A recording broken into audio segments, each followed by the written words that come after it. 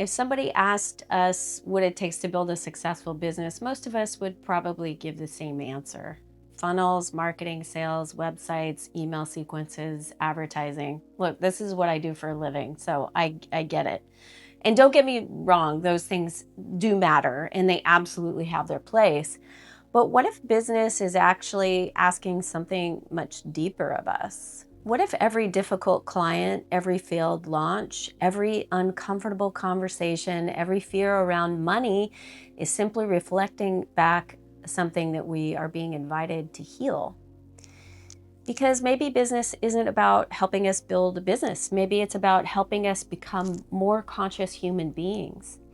When we're willing to pay attention, business begins to reveal our fears, our stories, our patterns, and our beliefs.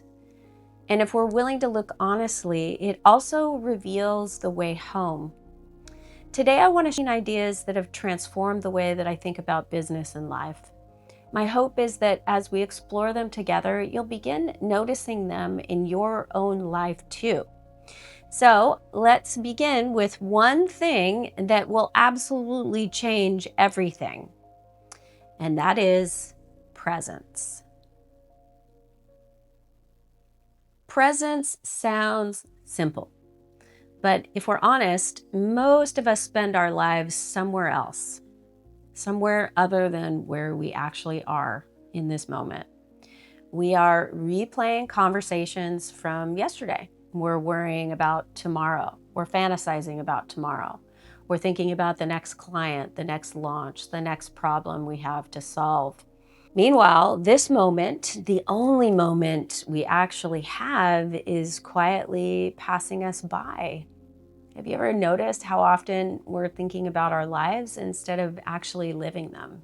There's a big difference. Presence isn't about emptying our minds or becoming perfectly peaceful people. It's about simply returning to this moment again and again, because this moment is where our intuition speaks. It's where connection happens. It's where joy lives.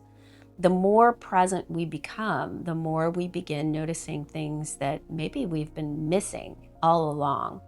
And that's where everything actually begins: curiosity. One of the most powerful questions we can ask ourselves is, what am I noticing? Not what's wrong with me or what's wrong with that other person. Why did that other person say that? It's all nonsense. It's just, what am I noticing? What am I experiencing in this moment?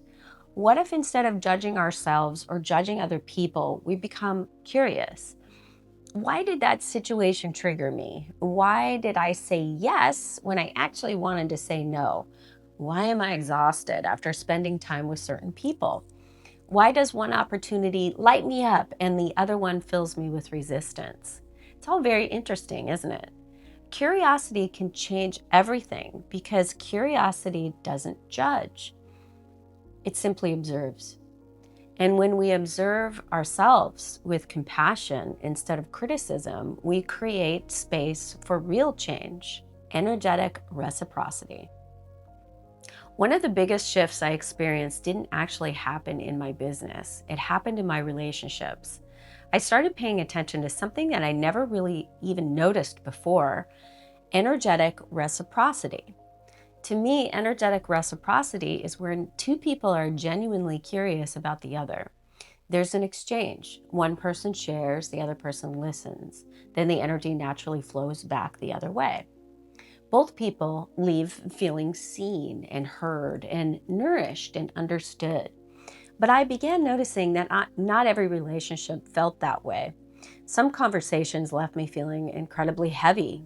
I realized that there were people in my life who weren't actually interested in connecting with me.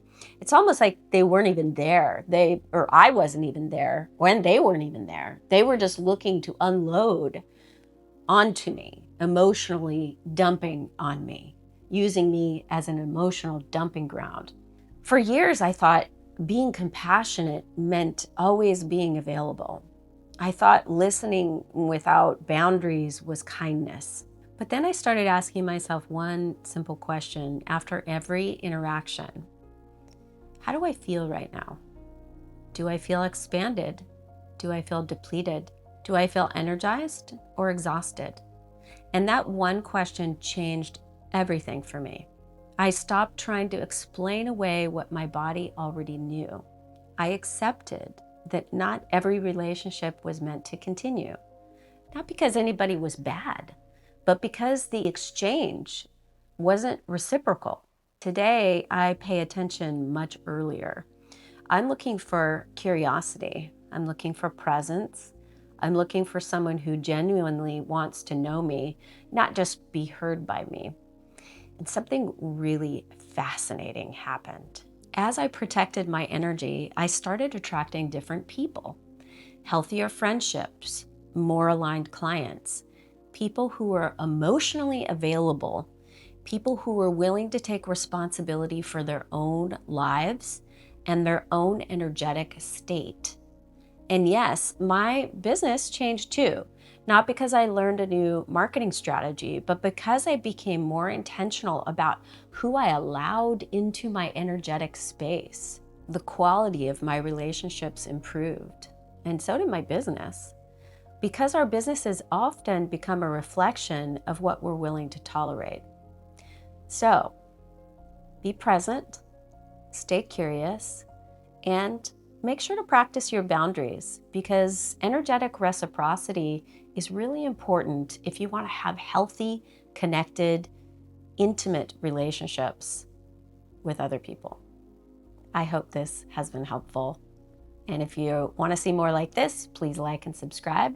I'd love to see you on the other side. Take care.